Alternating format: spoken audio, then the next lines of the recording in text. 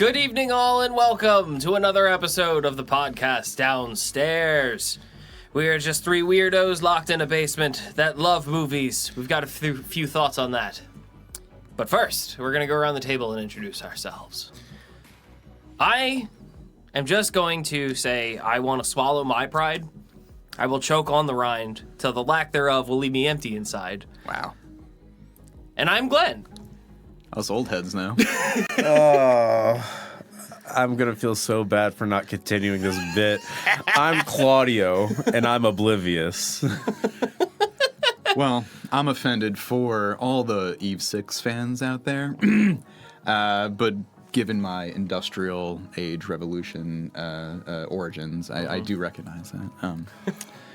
That was a work song, I believe, in the mines. It's how we kept time with the...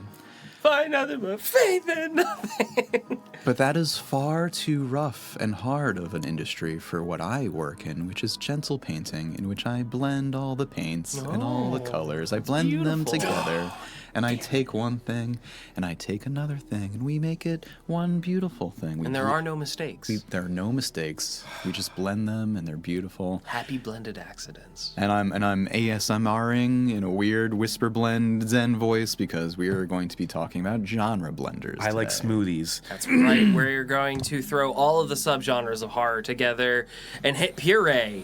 That's right. We're going to talk about horror genre blenders, mashing things up. More than one thing. We're multifaceted movies, really. I also love the idea of like secret movies, like secret sequels or hidden, oh, I didn't know it was a ghost story or like that type of stuff. So like, yeah, anything that falls into that category where you're just like An very ambiguous genre, so to speak. Whether it's ambiguous or I think whether it's explicit or just like whether it's part of the marketing, you know what I mean? Like if you're meant to understand it as like, oh, I don't even know who did it or who's in it, but I know it's a vampire western. You know what I mean? Like that's all I needed to know, and then off to the races. So like, I feel like it was specifically aimed at fucking Danzig's movie, one of his movies.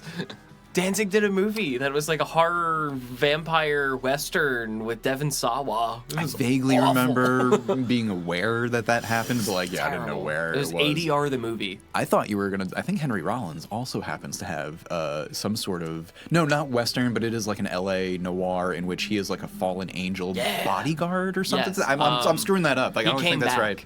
He came back. It's something like that, but he's got. I mean, I think we know. We've never talked about it, but Henry Rollins is like kind of indie hardcore punk royalty in a way, and like he also has now like really segued into like an indie genre B movie, kind of not leading man, but like I guess leading man, like not Scream King, but ironically he's a good cameo. He was a vocalist. Yeah. Well, no, but he has also led like Heat. What was that one called? The one. Oh, he came back. He came back. Like he's definitely, I think. He also did some appearances on Sons of Anarchy. I feel like yeah. Like that's what I'm saying. He's just been like a working actor as well as absolutely. So, welcome anyway. to the Henry Rollins podcast. Guys, by this point, if you are loyal listeners, you understand a little bit how our brains work and don't work. But anyway, we get staying excited on about point, the things we like.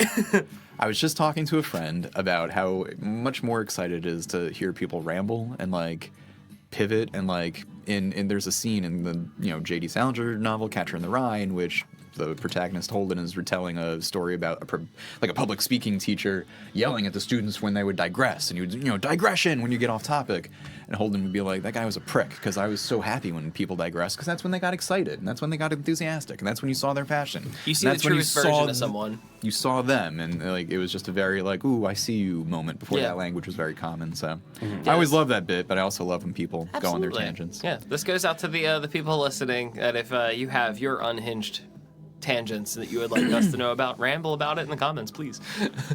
But we're not going to do that. We're going to stay on point right now. We're going to stay on point. We're going to throw everything in that blender. We're mainly. So the fun thing about this is, we had the idea for this episode, and we did not put together any sort of overarching way that we wanted to judge this or choose our movies or just talk about their certain things. So it's going to be very interesting seeing what we all consider to be a genre blender. And how we want to talk about these. I think it is a by definition kind of loose, messy definition. You know what I mean? Like It's splattery, yeah. there's a lot of parameters you could throw on it or not, and like a lot of stuff counts.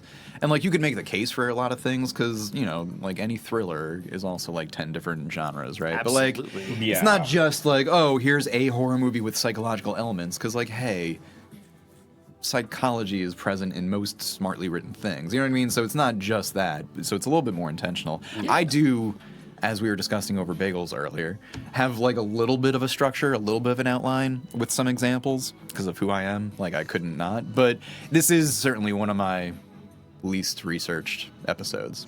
But you know what? So was the occult episode, and I think that was pretty Yeah. I had a lot of fun so with that, anyway, yeah. I'm good. on the same page as Hats you. on the back, guys.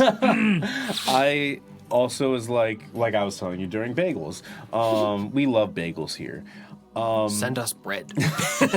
Going through like what defines a We genre love blender and like what is it in your face? Is it a split 50-50? Like you said earlier, does it like tell you what it is, or does it let you figure out as it goes on what all these factors? Like there's no wrong answer. No, I was just again like just kind of letting listeners know how speakers' brains work, right? Yeah. Yeah. And that's like we were talking a little bit too. Like I broke it down between what I consider blenders, which would be like two genres or whatever, however many, but like it could exist maybe in another non-horror thing, right? It could be like horror Interesting, comedy or Western horror, but Yeah. like then it could also be in. I feel like mine fit into that pretty well. So it's a little bit more I don't know about malleable, but like that was sort of the Flexible. logic that way. Yeah, yeah. Versus like as opposed to what I consider like micro horror or like just subgenres of horror. Or 'cause like it's the not really going to be. subgenres that That's we've all, yeah, talked like about sub-subs, before. whatever. Yeah. Because stuff you're not going to find, like, there's no body horror generally in most comedies. You're right, but you can have horror comedy and comedy horror. Yeah. You know what I mean? So like that was the sort of distinction Yeah. I meant. So I have like examples and things of that nature. Like also like we'll talk Lovecraftian and cosmic, right? That doesn't really exist in. Outside of You know what I mean? Like we horror have itself. Western horrors, but like we don't really have cosmic westerns. Or Oh I mean, my god, I would I do fuck have a- with a you know what? cosmic western movie. Oh, please. can I give you one starring Pedro Pascal and Sophie Thatcher? I think currently streaming on Hulu. Check out Prospect from 2018, if I'm not mistaken. love both It of is those a people. sci-fi western, not cosmic horror, but it is just a mining. It's called Prospect because they are essentially gold prospectors, but they're mining for whatever on some alien planet.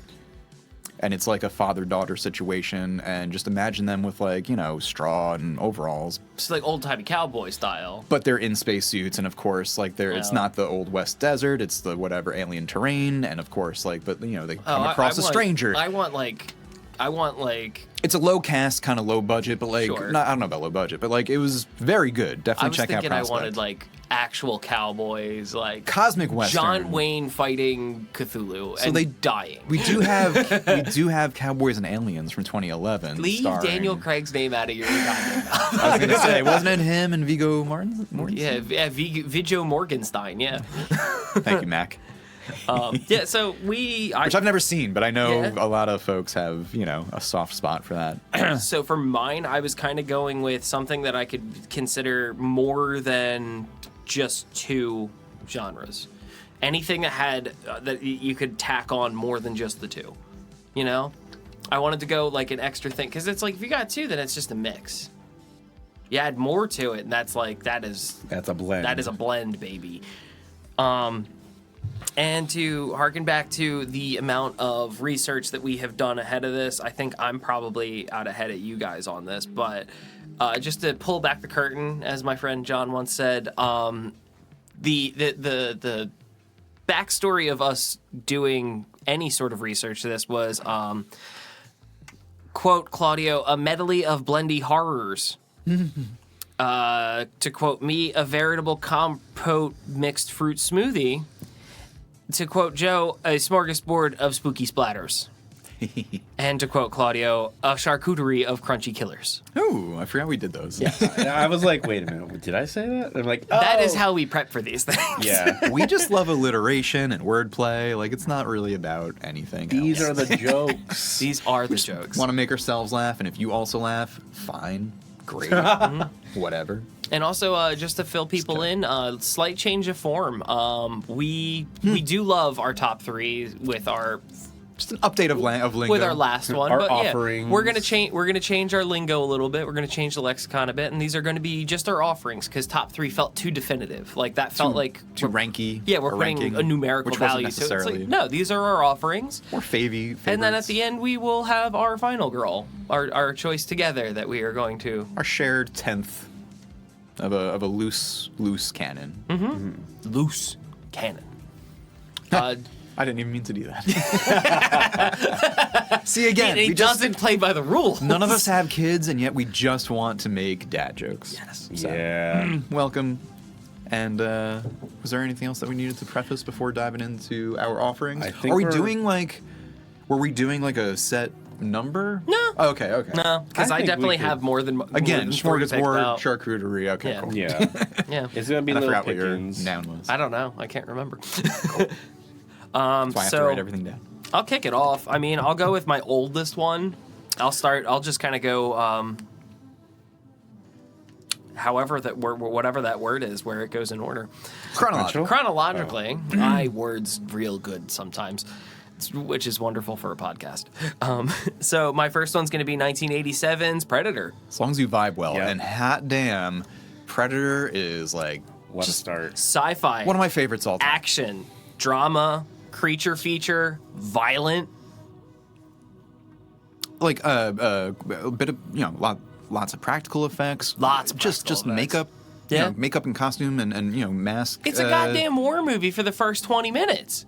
Yeah. So again, we just named like whatever, just half a dozen at Half a least dozen solid things that it blends subgenres. into. And it was like this one jumped right out at me when I started coming up with my list. This was like I think the second one that I had written down, and I was like, this one fits into so many different things, and it's like you don't have to be a horror fan to like Predator. This is also just like a core movie for me because like my folks who raised me on movies and TV and pop culture and stuff, I think even more than they realize. Like my dad's a huge Schwarzenegger guy. He was into action stuff in the 80s and whatnot. So how could you Oh not my be? God, And Predator is not only like this awesome idea that just like even if it didn't have the amazing cast that it had in 87 and like that crazy script and everything else, like even if it wasn't the magic that it was in that like perfect storm in that moment, like I love it because even if done poorly, it's a rock solid idea. You know what I mean? Like it's just not to harken back to Not as rock solid as everyone's pecs in that movie. dude. We could. Hell I yeah. love that like kids now have like done the whole clap thing. That's like a thing now because who the hell started that? Goddamn Carl Weathers and Arnold Schwarzenegger. You son of a bitch. Like that son classic, of a bitch. You son of a bitch. Dylan. And that awesome meme. CIA got you pushing too many pencils. It's a meme now. Like it's this awesome thing that we all Yeah. recognize. I hope.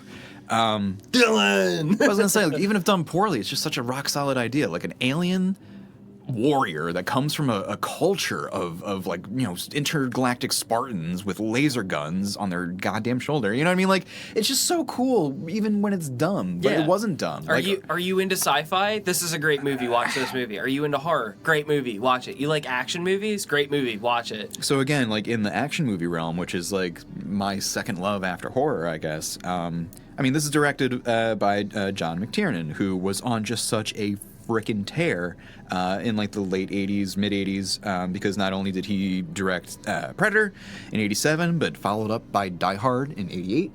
And then either before or after that. Wonderful Christmas movie. I mean, he also had Last Action Hero in 1993, just I keeping it with love Last Schwarzenegger, which is Action. not like the hot classic I was thinking of. I love But, Last Action Hero.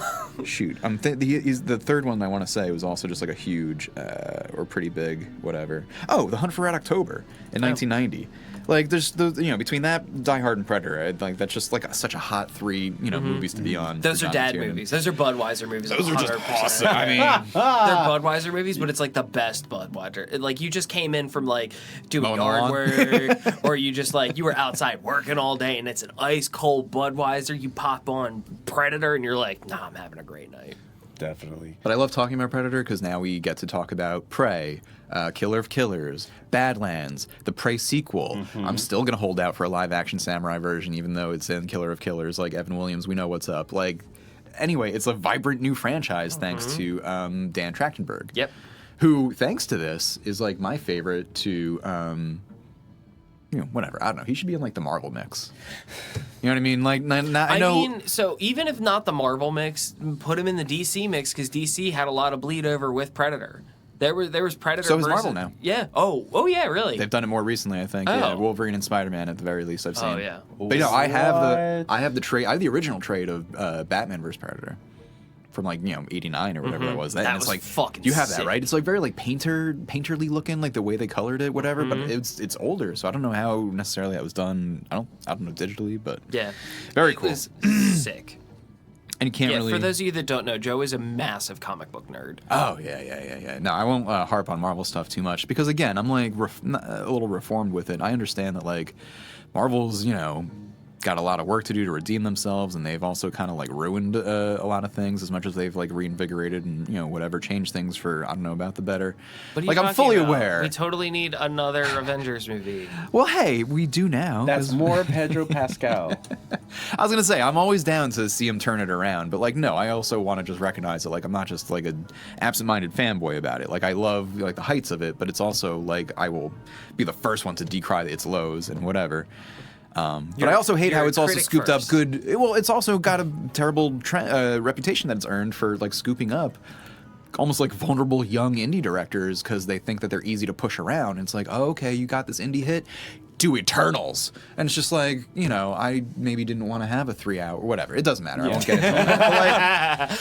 But like, it has that trend. But I say like, why not let Dan Trachtenberg do like Thor 5 or whatever? Because I feel like he's someone that like. Back when they were scooping up like Taika Waititi, like get like interesting directors and let them cook. Don't try to scoop up 'Cause, like, for interesting what it's directors worth, and then don't- bullying them. I'm not a huge MCU guy, but Right, like and I that's watched the only reason- Ragnarok, and Ragnarok was just fun. The top like 'Cause it was dozen like, oh, it's MCU Taika movies Waititi are doing his just great thing. movies, And we also got Jeff Goldblum. and they're just fun action comedy Yes. movies. That's all they really need to be, or Yeah. like maybe action thrillers. Multifaceted. That's what we But they are need. also, to segue back, they are also big genre blenders. Like the best of Marvel is like Winter Soldier when it's like a spy thriller. You know what I mean? Like, as well as being a superhero or whatever. Or like Multiverse of Madness was like that was Sam Raimi being like, I'm going to inject horror I into was this. It's gonna say, like you that fucking was- weirdo. Yeah. I kind of am not a fan of that Sam Raimi film, but that's a whole other thing. It's not my fave, but like Glenn said, it is blending. It is Yeah. not But just a yes, very superhero much so. movie. No. It is one of the closest times Marvel's gotten the horror. Except everyone, when we do a werewolf episode, I'm gonna harp on this. Werewolf by Marvel's Night. Werewolf by Night, a 45-ish, 50-ish, 55 I want a minute feature length. special, Marvel special presentation, but it was just a straight up like horror with like little to no exposition, and I loved it. And I wish they would do more And it weird was a little monster hunt too. It little was those fun. things, and Yeah. it wasn't something you had to do a lot of homework for. It wasn't a 5-part, 8-part, 10-part Yeah, series. definitely worth checking out Whatever. if you're like into classic horror. Like, And they check need to do that out. more. Like they were Yeah. going to get into Midnight Suns, which I don't know if you guys are That's familiar, but the that's like a fangs. short team including Blade and the Black Knight and like all these like horror peripheral type characters. Oh, was like Lobo's in there too? I think He might be. Well, no, I'm sorry. Lobo is DC. That is Who DC, is okay, that's actually what I coming thought. up though in I think the Supergirl movie. That's what I thought. Was gonna happen. Played by Jason Momoa, which is excellent casting, not just because he was Aquaman, but I But think that he's is his more all-time appropriate. favorite superhero. Yeah. That's real Ryan Reynolds as Deadpool. Oh, for sure. There's a lot of Ryan Reynolds is divisive for a lot of reasons, but I feel like he was pretty much born Mm-hmm. for Wade Wilson. But to circle back around Yeah, on sorry. Predator real quick, I also it just popped into my head. I would also dare to throw out that Predator is also a sitcom. How so? Did you watch the credits? The credits sequence? Yes. Like, I wouldn't put a cold stamp on Predator as like a comedy, but it's like there are comedic elements to it. Well- There's some comedic writing. It's funny you bring up the writing. Script famously by Shane Black, who is I'm sorry. Excuse me. Shane Black is a screenwriter. He did not write the script for Predator. He is, I forget who he plays in Predator, but then he later, Dude with the glasses. he was the last. Yeah, the nerdy guy. But he did later write and direct? Co-write and direct. Is it The Predator from 2018? The one with the Predators. dude? No. No? That's the third Predator movie that came out in like 2012. Oh, you're talking about the one think. that's like post AVP 2. Yes. Yeah. The one, Predator? not the one with Adrian Brody and a fun cast of other folks, Lawrence Fishburne, etc. Topher Grace. No, I was talking about the one with the dude that's in Logan and Key and Peele's in it. Not Jordan Peele, but Keegan-Michael Key is in it. Yeah. It's not great, but anyway. It's Shane like something Black. about a SWAT team fighting it. Like, I don't know. It was weird. There's so much wrong with that. But anyway, Wait, it that is just the Predator. The Predator. the Predator, Well, because yeah. they've also done Predators, plural. Whatever. yeah. This is great podcasting. But I was like, wait, the. Yeah, Well, I love yeah. I love The. to I love to talk, not to be gatekeeper. I mean it like jokey. Like, it's so funny to like discuss this nonsense with someone that's not familiar. Not because haha you don't get it, because you're just like, you guys are a couple of assholes. Like, you guys look like a couple of idiots right now. But for anyone that knows, it's like, oh yeah, this is some juicy Predator talk. Yeah.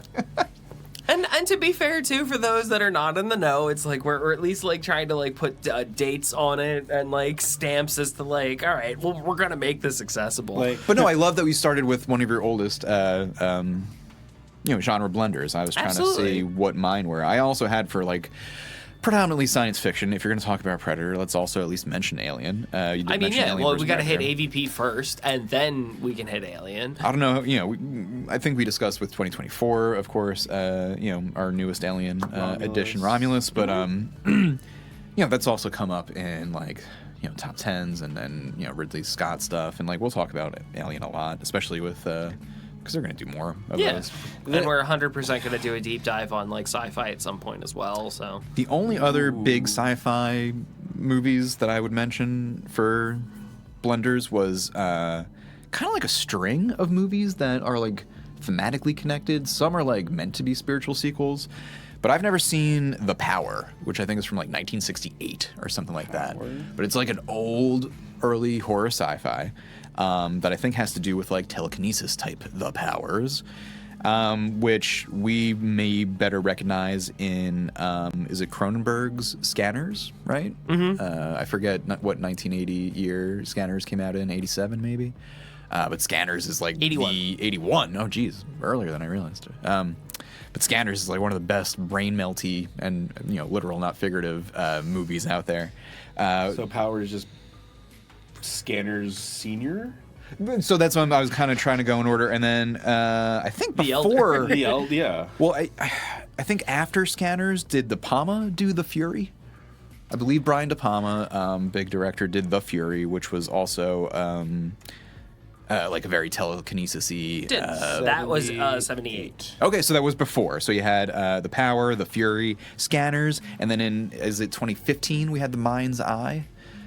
Which was very much meant to be, I think, like a You indirect spiritual sequel to are Scanners in 2015. particular. All of you.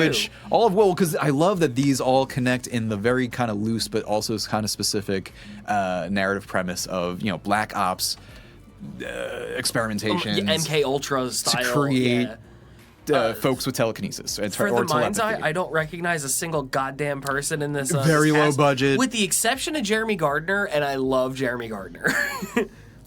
So Jeremy Gardner. Why can't I picture his So face? he's been in a handful of like off the beaten track type movies, like The Battery, Bliss, After Midnight. After Midnight is a beautiful movie. Bliss and After Midnight have been on my list for years, and I really just like got to stop sleeping. The on Battery, if you were a zombie fan, The Battery is phenomenal. It is a claustrophobic two-person Oh, I love those. horror movie. It takes place inside of a car. Another great inside of a car movie I think is The Monster, starring do you know I the know. movie? It's a mother-daughter thing, right? If it's who I'm thinking of, but it's 2016? well, there's one that's mother-daughter, and there's another one that's very similar, and it's like two sisters, and the sisters are like kind of bigger names nowadays. And I think The Monster, the mother-daughter, it's like the mother is a name, but the daughter's a kid actor. Good one from what I recall. Because Anyway, it doesn't matter. But Yeah. The Monster, very And good. not a huge cast on this at all. It might. I think it was an early A24. Yeah, that is a poster. I can't remember if it was A24, but no, Monster is very good. Just I love trapped in a car movies. Yeah, Or trapped in a because- room, trapped in a coffin. Bottle episodes. I was gonna say bottle episodes, but movie premises are so fun. one act play type structures. Like I dig that. Like if you have good characters and good dialogue, I don't need a zombie I don't need a monster. Like, but they don't hurt. Yeah. It's so interesting that you talk about claustrophobic and like. Well, no, this is a great segue. I wasn't planning on bringing this go one for up, it. but it works. So, a movie that I saw last year during the 31 days of Halloween, Double Blind. It's structured as a. Never even heard of it. It's a. What was it? Drug trial. So like, Right. but they're like Pharmaceutical. Yeah, and they're like obviously secluded Control in. And, yep. They're secluded in an underground. Okay, yeah, side lab. effects and Yeah. And then it's, monitoring the side effects. And, like, what starts as what you would think is, like, it'd be science fiction because it's, like, medicine. But no, it turns to, like, it shifts from a science more like, Go from hard science to cosmic science, something like that? not cosmic, but more, like, space dust or... but more, like, psychological, more, it turns thriller. Because then it's, like, it's not everyone's reacting the same way. Not everyone. So we've already thrown out the term bottle episode, which I think I learned from watching Community, the sitcom, from Dan Harmon et al. And since we've already mentioned bottle episodes, there's also this famous episode, if you're not familiar with the show, in which one of the characters that takes place at a community college. So like it's a fun premise for like different classes and stuff. And so anyway, a couple of the characters are in a sleep study for this one character's psych class, and the whole. Or no, I'm sorry, not a sleep study necessarily, but like a psych study. And the whole thing is like, people in the study, in the room, are told like, we're going to start in 5 minutes, but they never start. They just never start. They just keep coming in and be like, it's going to be another 5 minutes. It's going to be another 5 minutes. It's going to be another. And so they just measure who breaks, right? Right. But so just you saying like a psychological, like you think it's going to be They did mention medicinal the sleep study or in one whatever. episode. The joke was that I think it was Sneaking her. Annie was sneaking yeah, her plushies. because Annie and didn't have a place to live, so she was like, I was doing the sleep or sleep whatever. study, and she was like, it's totally fine. I get pretty good sleep. All I have to do is wake up every few hours and go. I love that. Yeah, but very much a bottle, obviously everything is, something goes wrong in the experiment as something does. So the whole laboratory shuts down. Okay. So like it becomes even a smaller claustrophobic setting where like, and it's almost like a 5-minute thing, like, we'll get something going. And then time goes on, they lose track of time because they don't have any means of, and then it kind of just spirals who's going to crash out first, what is the side effects that But they're see, I love those anticipating. because, again, like you can do them well when they're well-written characters because you're interested in watching what happens to them. There are stakes to their outcome. Whereas there's also so many cheap versions of it where people don't bother writing up the characters and they just think like, it's genre, it's pulp. We don't Here's need your to. It archetypes. doesn't have to be good Yeah. craft. We'll just toss it and straight to video schlop.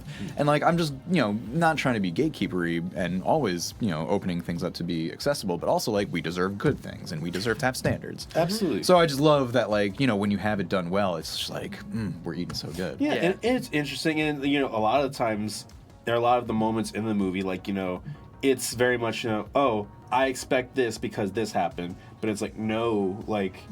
It keeps you constantly like you want to pay attention. You want to like see. Well, I like, love- am I seeing it through their eyes? Am I seeing it through like, the Whatever choices are made that make the audience think, I just love that like when done well, going outside to grab the paper from the curb is a edge your seat thriller if done well. You know what I mean? Like Yeah, it doesn't right. matter the content. Very it similar matters to like how. the in my opinion, one of the scariest scenes of Longlegs. Nothing happens. Sure. It's one of the most terrifying scenes is when she goes home and she's just getting changed, eating cereal and writing something down. And that scene was fucking terrifying because she's convinced that there's someone in the house. I was going to mention just because I had said like these kind of like almost one act structure play type deals. And we were just talking like kind of starting maybe with older stuff and trying to move forward. I love Jean-Paul Sartre's one-act play No Exit, which, not to spoil it, but it's pretty old at this point.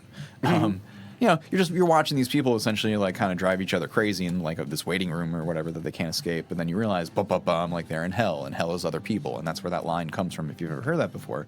But I love that because it was like a real like early Shyamalan-y twisty thing, but like. In the theater medium, but also like a little genre blendy, like speaking to like spiritual stuff, but not being like overtly religious. Like Sartre, of course, was one of the modern contributors of like 20th century existentialism, etc. And like it's a huge influence on modern media. But I love versions of No Exit, and you see it in a lot of. It gets used a lot. It's one of those like You see it in the trope. Thing. You see it. made the trope. Yeah. Exactly, and it Yeah. became a horror trope, and I think it's in the DNA. So But I also like feel like mentioning it didn't just. It became like a thriller trope. It also Yeah. became like just a suspense trope because there was moments in like what is it, 12 Angry Men that had similar. It's trapped in a moments. room arguing. Yeah, there you go. That's all And it it's- needs. Yeah. and that's not even remotely horror, and it's still. But it's it's still like thematically, thriller, it- plays with suspense, you know, and then Yeah. it's not easy, or it's not difficult to imagine it having a horror twist. you know? Yeah, that was a good point out. I didn't even consider to go back that far and be like, where did these like mix-ups like start at? And like not to Yeah. use outdated terms too, but like I feel like we have to mention like Agatha Christie's, 10 Little Indians or whatever. But like because the idea of like picking people off, because again, Oh yeah, and then there were because that's in not- Predator, yeah. but that's also in any kind of locked room, Yeah. Mystery thriller, or like the old radio stage plays of like ooh, boom, bang, someone died, no, he's dead. And, like they spoof. Oh, on so you were gonna segue into talking about War of the Worlds. I was gonna, yeah. Do not watch that movie. No. I think maybe I we have all should watch that to. movie like very, very inebriated. Like we might need to watch that. I think. I do not support. Guys, we need to learn how Jeff Bezos will save us from aliens. Do you not want to know? No, I know Anyway, how he for will anyone do that it. doesn't know, War of the Worlds is a very famous story, right? Old radio play, etc. Fast forward, H.G. Amazon, Wells. has dared to give Ice Cube all the money, I imagine, to be in this legitimate just commercial for Amazon Prime, in which they show you like one of the characters is a Prime delivery driver, and like one of the scenes is like, oh, we need a flash drive. If only Amazon could overnight it for us. Thank God they have new drones. They have drones, but did you notice the green screen reflected in his glasses the entire goddamn movie? Oh, it's terrible. That's as much as we're gonna talk about So that. I hope Cube got a nice fat paycheck, and we're all gonna die from all these one percenters. But anyway, back to Yeah. the earliest iterations of genre blenders. What else do we have? So I'm actually jumping now. I'm jumping into the 2000s. I'm actually staying jumping in into the sci-fi? 2010s. Okay. This one is going to be my weird pick because it's just, if I'm going chronologically, it comes before my next entry. This one's a weird one, and I am going to posit this as being, is it bad? Was this a bad version of this? Here it is. Because, yeah, you can genre blend, but sometimes you put a little bit too much in, and it's like there's too much going on, and the audience checks sure. out. Yeah. You know? Okay. So my question that I'm positing with this one, is it bad? Is it too much? I'd say even if it's 2010, not bad, is it too much? yeah. Oh. 2010, Rubber. Oh, I really want to watch that. I haven't yet. It's been Is on my that list. the killer tire? It was highly recommended. Comedy, fantasy, stalker killer, It's French, I believe. drama, mystery, and it's meta. It had a lot of buzz out of like whatever film fest, whether it was, I don't know if it was Cannes or Sundance or whatever. Cannes, Fantastic. Sundance, It might have been Fantastic Fantastic Fest because I it's a don't weird know. thing. Yeah. But yeah, was that 2015, 2020? It's newer. Rubber? 18? Yeah. No, 2010. 2010. I'm sorry. Yeah, My bad. 2010. Yeah. 2010. Yeah. Anyway, I think so maybe that director for kept me, doing weird stuff. I loved Rubber. It's been on my list. I thought it was fun. I thought it was stupid. But I enjoyed it. Did that director also do Mandibles? That's also, I think, Ooh, on that's a Hulu right great now? question. Which is also like a weird offbeat, like, oh, why is this random object kind of the center of our Yeah, attention? you're actually correct. See, I knew, Quentin guys, I swear, my Dubois. brain does work. It's just, anyway. Quentin Dubois. Okay, thank you for remembering the name because I couldn't get there. But no, very interested in that. So I'm glad that you saw it and liked it. Yeah, Yeah, Rubber. no, I like Rubber. I thought it was campy. It was fun. I've heard, yeah. You can't take it too seriously, and like the whole idea is being able to the audience is literally in the movie. Okay, oh, yeah. It gets meta to a point where it's like there's an audience watching what's happening, and it's real, and they don't even know what the hell's happening. And I don't know. I just wanted to posit, like, did you think it was bad? Like, does that make it bad? Because there's a lot of stuff going on in this movie. Well, again, I've never seen it, but being Yeah. meta in itself, I don't think is bad. I haven't seen it either. Oh, okay. Y'all got some homework So, to do. yeah. Then. Yeah. I'll add that I'll to say it's Evil been Dead on my 2. list, as is Yeah. Mandibles. But that is, if you're, have you seen or heard of Mandibles? I have No. not. No. And I'm off the top of my head, like I believe it has something to do with like a giant fly, not in like a scary Cronenberg-y way. It's more like cutesy. Yeah, it's a Belgian comedy.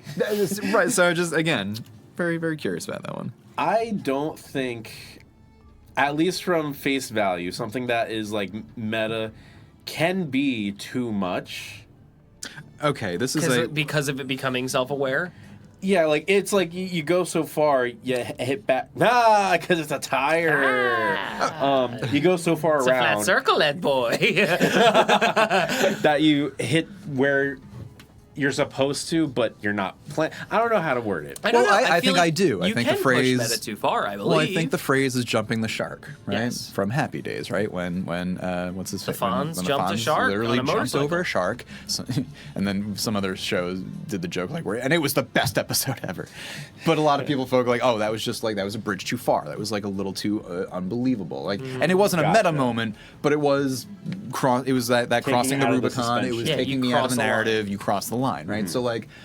So yeah, when does meta stuff cross the line? And like I think the answer is, I know what you did last summer, 2025. No, the divas were that doesn't up. even deserve to be meta. Yeah. to be called. But as no, such. like from at least from the perspective, you have a killer tire. Yeah, I don't think that there's blows much. things up telekinetically. I don't think His name is Robert. there's not. Glad that he's proper. That's actually real. His Glad name that is he's Robert. a proper gentleman. It's not Robbie. There's not much you can do with that. I think you Again, can alliteration. break into too much or jumping the shark if that's your premise. Well, so is that what we're saying? But well, wait. So are you saying that Like- meta movies are kind of crossing the line when they're overstuffed, or when they have rubber I think tires? contextual. No, because I wasn't sure it if, would what- depend if on the you thought context. that was. So I'm saying, like, I don't believe a horror movie based on a rubber tire doing these things. You said psychokinetically. I don't think there is a shark to jump. Like it's too There is absurd. not a bridge too it's far. so- or it's far- just perfectly absurd. I don't know. Okay, no, it's because I was genuinely asking yeah, because but I feel like don't you can make think- the argument either way. Yeah, from my point of view, hearing that, I don't think there is anything that I could watch and say. Because you're already starting with the lowest common denominator. This is seriously. I would like, argue, and this is what I like if I ever get into this conversation with like students or whatever. I say like kind of what you said. Like it sounds like a cop out, but like the answer is it depends, right? Because of course there is no answer, there's no truth, right? art is all subjective. Exactly, right? But like there are nonetheless, like I was saying earlier, standards, right? And so like where you draw the line, what you say is too much for me is the context of tone, right? So the difference between being too absurd versus like exactly absurd, right? Because it's so absurd that like it doesn't, not that it doesn't matter, but like you can get away with crazy stuff. Precise absurdity. Versus being, oh, it's too absurd, not because it's too silly or too wild, but it's because like you didn't contextualize it or you didn't give me the tone to make me feel like, oh, okay, I shouldn't take it too seriously. And things like soundtrack or performance are what I think help establish tone like the most definitively. And I think that is like kind of the guidepost that an audience has to gauge not whether or not something is good or bad, but whether or not the director or writer or whoever like hit the target. And if they hit the target, then it was like the right amount of absurd, because I understand the tone is to kind of laugh and wink at it. Whereas if you just like threw everything at the wall to see what stuck and didn't really support that which you should have predicted would stick because of your tone, like if that's not there, well then I'm like, oh, it's too much. Yeah. You Gotcha. like, Like, dropped the ball. did Like you- that's just how I see it. That's how I come at it, because I think these are questions that like you will inevitably run up against again and again if you think carefully about the media you consume. For sure. Yeah, like digging into actually like doing the research and stuff. This was the hardest movie for me to try to find and narrow down for like what I wanted to, because I knew I wanted to talk about something that was widely talked about as being bad, or it has mixed reviews for being So I such didn't know- a mix-up. I didn't know it was controversial that way. So I come to that and I'm like, oh, it's a French art film. Of course it's going to be divisive. The And so I wouldn't sensibilities even. for the French sensibilities are a little too much for American viewers, and it's like we talked about movies being too British before. This was deemed as being too French and too art housey. And that's I get that. And I don't think it's not a one-to-one that like No, too of much of this makes it a bad movie. But whereas I hear art house, I'm like, oh, well, now I know how to gauge my expectations. Yes. As Yeah. opposed to like, oh, well, that's silly and gay. Yes, Like, or it's either going to make you think, or I don't you're like supposed it. to just suspend all disbelief. Just you are there for an experience, and I feel like this movie literally puts you in a not even a third-person view, but like a fourth-person view, because you're sitting backseat to an actual audience. It's so weird. I do love that kind of mystery 3TK. Yeah. Yeah. It's I thought it was fun. I saw it on Netflix years ago, and I loved it. You also just hit on the other magic phrase, which is suspension of disbelief, right? Like, what allows you to suspend your disbelief that, oh, okay, I'm going to buy into this radioactive spider giving this teenager powers, like, but I'm not going to buy comic books. I'm not going to buy into his uncle getting killed again, or like whatever. You know what I mean? Like, And again and again and again. and that's I don't take Weird issue fact, with Uncle it's the Ben. same. Like there's multi-dimensional Spider-Man. It's the same Uncle Ben. He's in hell.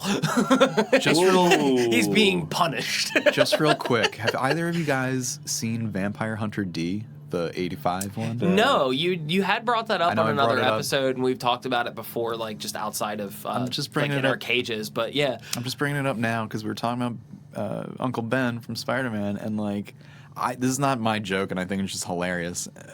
I saw on Letterboxd someone said, so for anyone that's seen Vampire Hunter D, the 1985 vampire anime that got like a cool sequel in 2000 that I want to is check anything out. like Sunny Vampire D?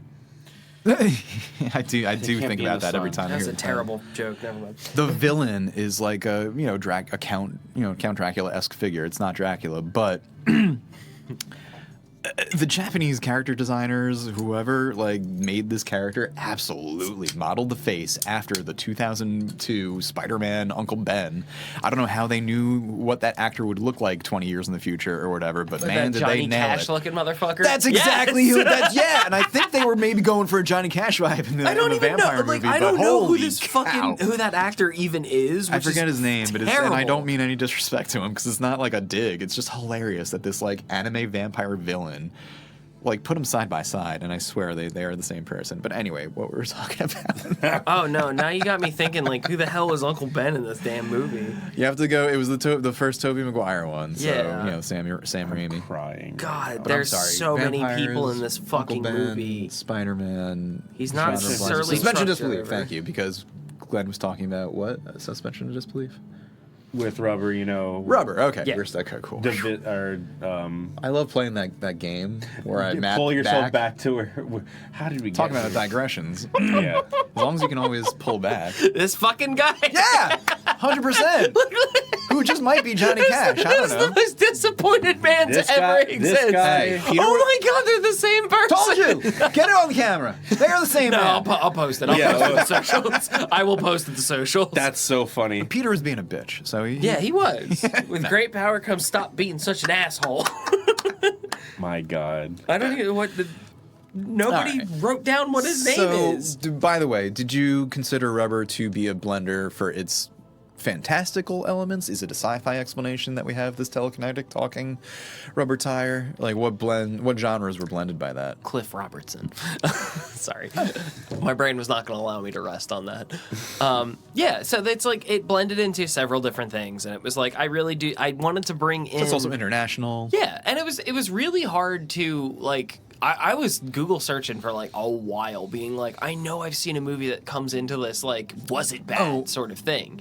And what was meta? Oh, because there's like audience Yeah. members. Gotcha. And it was like it was very hard for me to try and like narrow this down and being like, dude, because there's so many movies that are multi-genred and there's just so much going on, and it's like it's really hard to just be like, what's a bad movie? At one point, like I had a full brain block and went on Letterboxd and typed in bad horror movies.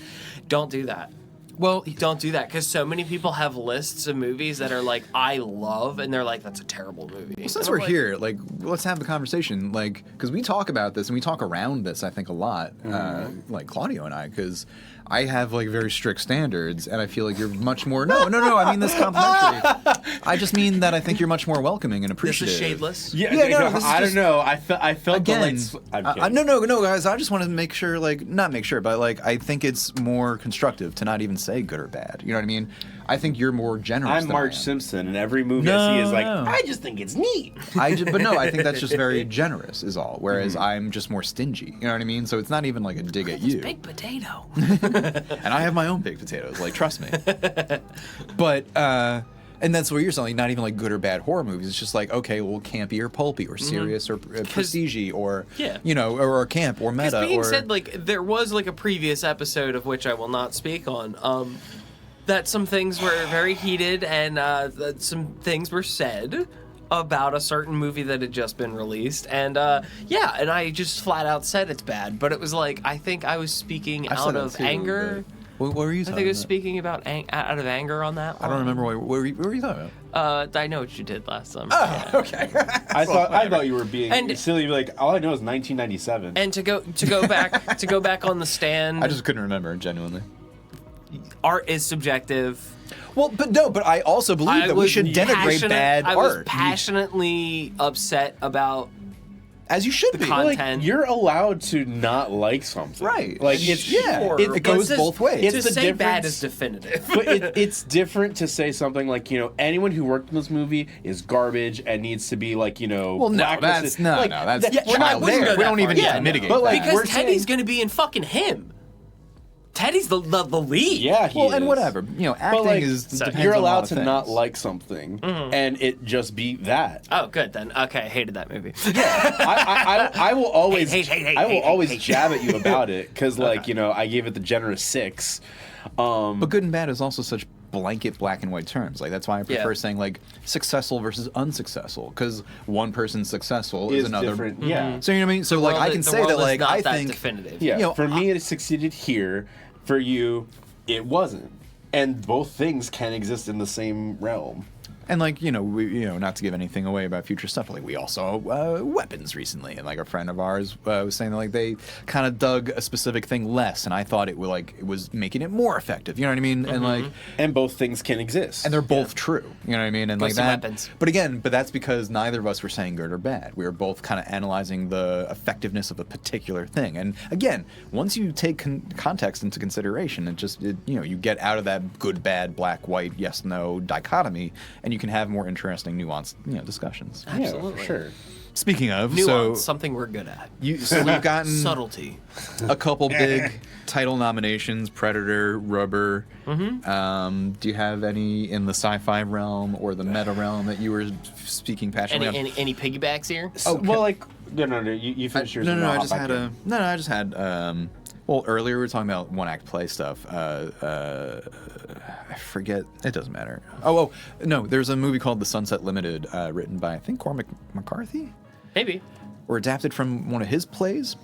And again, it's just a bit He's of a genre bastard blender typing in that away. it's a movie that could have been a one-act play, but it's Tommy Lee Jones and Sam Jackson acting together, and it's pretty much just the two of them for an hour and a half, and it's really cool. And it's Oh, I've heard stories about the two of them. it borrows filming from that. Bible stuff, but it's not like Christian. It's just Yeah. more like philosophical, and it's a very cool. There's a couple That of sounds like right up your meta-ish alley. Yeah. thriller. There's a couple of stories around. I can't remember what they are off the top of my head, but I do remember that there are some weird stories about the two of them filming that. Oh, I'm sure. I mean, those are, And I can't remember if I would it love was to that hear the those. two of them hated each other or they absolutely loved each other. It's one of hope those it's the extremes. latter.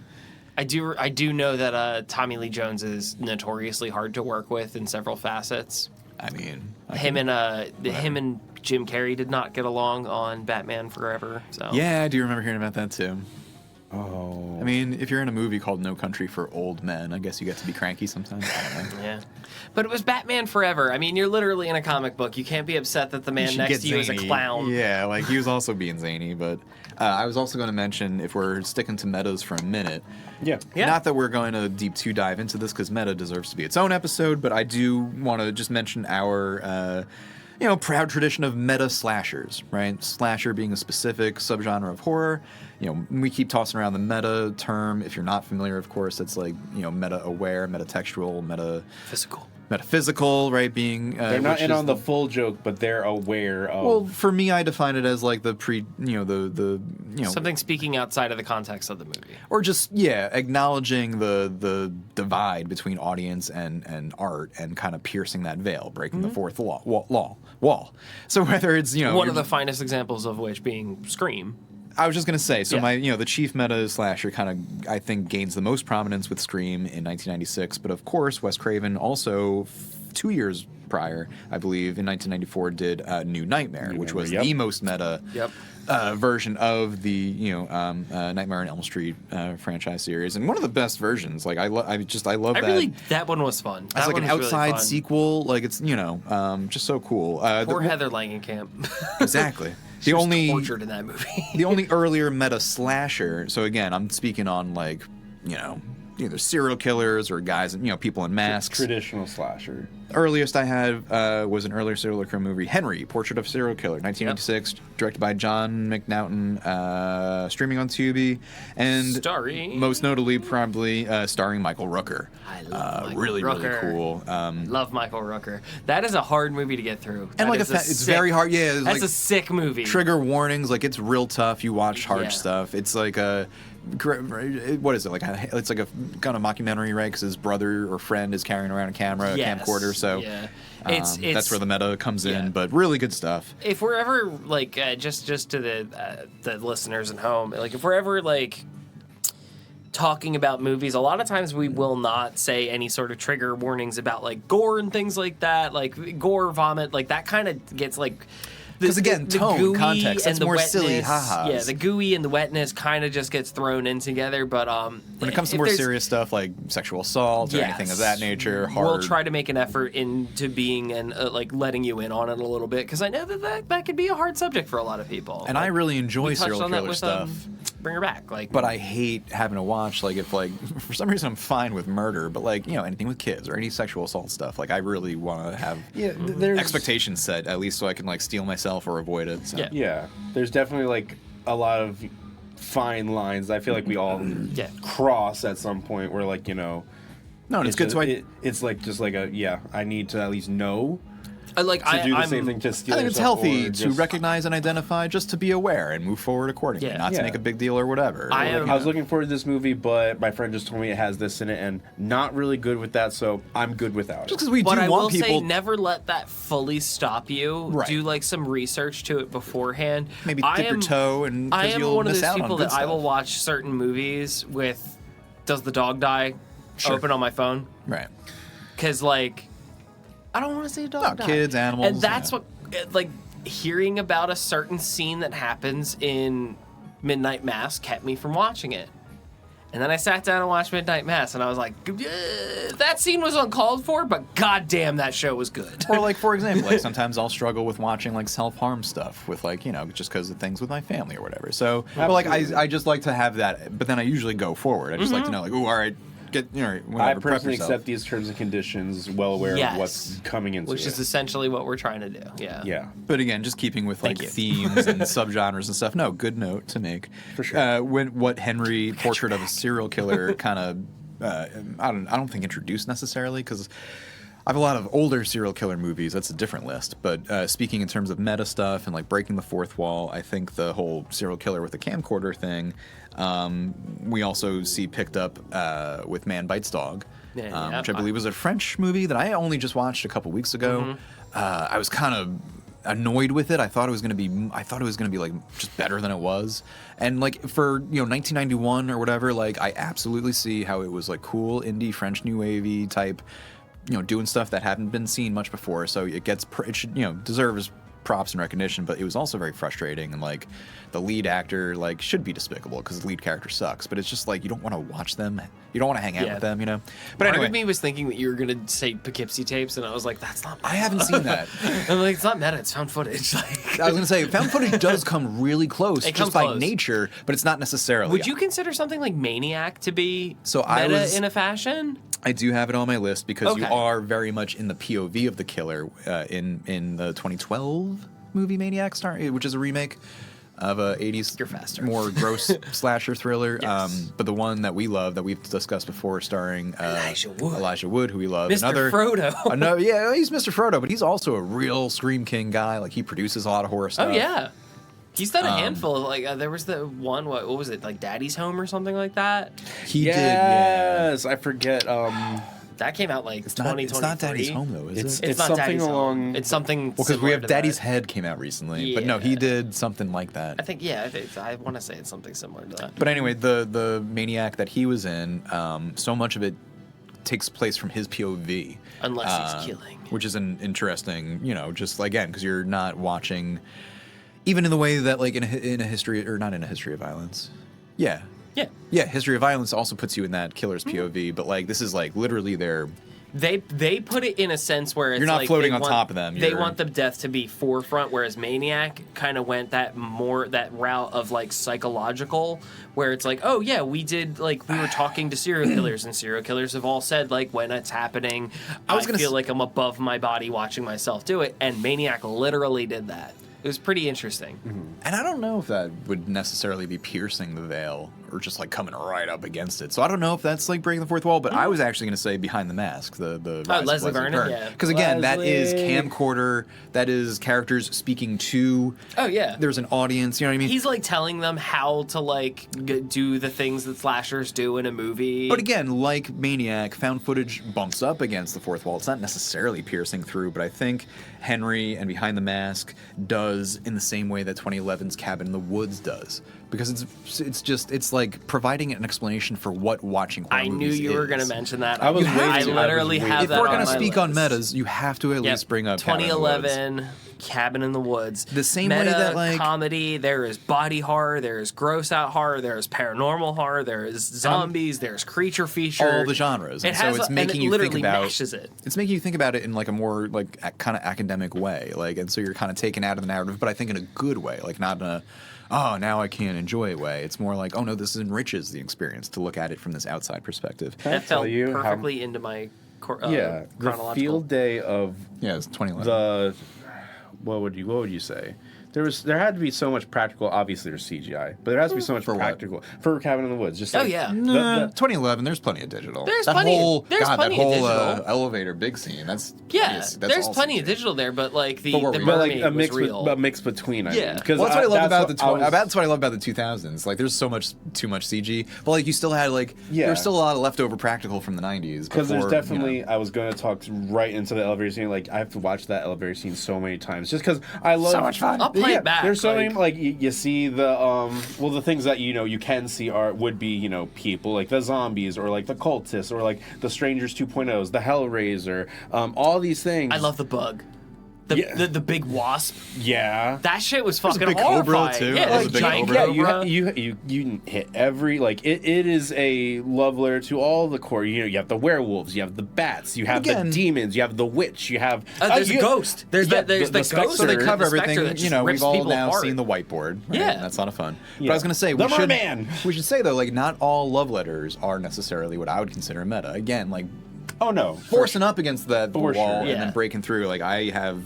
Whatever. But I think it was like again, like you were saying with tone, it's like it has like that framing aspect in the beginning of the movie where they're like, we've been doing this for centuries, and they're basically explaining away every horror movie you've ever watched as being a recorded ritual in being some an fashion. offering. Yes, an offering. But so very quickly, because like again, we can go into, and I'm just sticking not even to metas, but meta slashers, like specifically things that feature a killer going after someone. So again, I think we're gonna deep dive into metas in a future episode. But just to very quickly like kind of cut off our slasher discussion, at least from my end, I think Behind the Mask and Henry and Cabin in the Woods all work for the same reasons that a couple others work. Things like Christopher Smith's Triangle, which is like if you've never seen it, it's one of my favorite, kind of not stream queens, but maybe you could. I don't know how many things she's been in, but Melissa George, I love her, and she's basically on a cruise ship in the Bermuda Triangle, and like 2009, wacky stuff happens, and it gets pretty meta. I love that one. Oh, I do remember this one. Yeah, followed up in a very similar. That was like an 83-minute or 90-minute movie. It's type tight. deal. It moves well. It's a good reveal. I love that. It was one of my 90-minute movie Wednesdays that I used to do. You might recognize the name Christopher Smith because he pulled, and I mean this in an ambivalent way because I kind of love and hate the movie, but like he did the same premise, the same trick in a recent movie with Jenna Malone, who I love from Donnie Darko and other things, Hunger Games, etc., called Consecration, and Consecration is played on a loop on Shudder. Jenna Malone from like 30 Rock? No. They're Jenna Malone from Donnie Darko and the Hunger Games. I don't know if you know the actress. She's in this Consecration movie. Oh! Am I getting her name wrong? I think you're getting her name wrong. Jenamal. Is it Jenna Malone? Yeah. It's just Who not. the hell am I thinking of? No, I think that's You're also the thinking- character's name. I've just never made that connection to Blonde it's Lady her on 30 Rock. character name. No, Well, yeah, you're that's thinking why. of Jenna Mahoney, isn't it Mahoney? Mahoney? Oh, Mahoney? fuck. On 30 Maloney? Rock? I'm not sure. I don't- Baloney. Stop now. Baloney. Jenna Maroney. Jenna Maroney. Maroney. On 30 Rock. Jenna Oh, Malone it's Jenna Maroney. Yeah. is a character on 30 My Rock. sexuality. Jenna Malone is a great actress. Whatever. She was in this Christopher Smith movie, It really fucked me up for a second. Consecration, that pulls the same trick as Triangle, but to a lesser effect, in my opinion. Gotcha. But also, Funny Games. Oh, yeah. Really breaks the fourth wall. As does a movie called Final Girls. I like. I loved Final Final Girls. I like the Happy Death Day movies. Totally Killer is a time traveling one. Freaky also kind of plays with this stuff. Freaky is the Vince Vaughn, right? And who Yes. we also The body love, swap. Catherine Newton, right? We It's love Friday her. the 13th. One of our Freaky screen Friday queens. the 13th is right. But also You like a that. 2020 movie directed by Natasha Kermani, who also directed Before Midnight, if I'm not mistaken. She did a movie called Lucky, which is like a very interdimensional meta slasher. So I just wanted to like name those meta slashers to turn anyone on to the genre blends that involve a bit of sci-fi with their slasher, or a little bit of either time travel, interdimensional travel, or just breaking the fourth wall. I mean, I'm making all these notes because I'm like, dang, there's a lot of things There's a lot of cool, good movies in Yeah. that very, very narrow kind of sub-genre. So again, like, I don't know if that's a micro genre or a genre blender, like we're saying, but I love a lot of those movies. Nice. Just while people are looking at notes, I can offer a couple things. We've been playing with sci-fi. Go for it. No, go for it. I had one to throw into sci-fi, and like, it's one of those things like, it's been What you're going to talk I, about? I have a piggyback Yeah. for both of these, so First. we're good. Yeah. for You can bounce back. because I just wanted to throw one just because like it's going back in time because I forget where's my little thing that had We can. it came guess out. it. we It doesn't can- matter. Yeah, it came out. I was I'm vaguely just trying to going, provide yeah. some structure or order, but again, we were just keeping this loose yeah, on purpose. 1968. Oh, I see what you're looking at. Please, Yeah. please speak on this. Space am I- Odyssey. Yes. Well, Or 2001. 2001, A Space Odyssey. Kubrick's 1968. So was it 68 or 2001? This is the Be six- specific. This is the I'm 1968. kidding. Well, like if we're going to talk about like old genre blenders, Opening like the it's chamber door, Hal. it's sci-fi, but it's hella horror. It's when you think of sci-fi or like space horror, you think of there has to be a monster, there has to be a creature, something isn't pheasant. But There just has to be a fear. the Yes. horror that There has to it- be an implication. yeah, that the thing that You was said to that keep word. They're the not thing gonna meant to do keep it you safe because of the implication.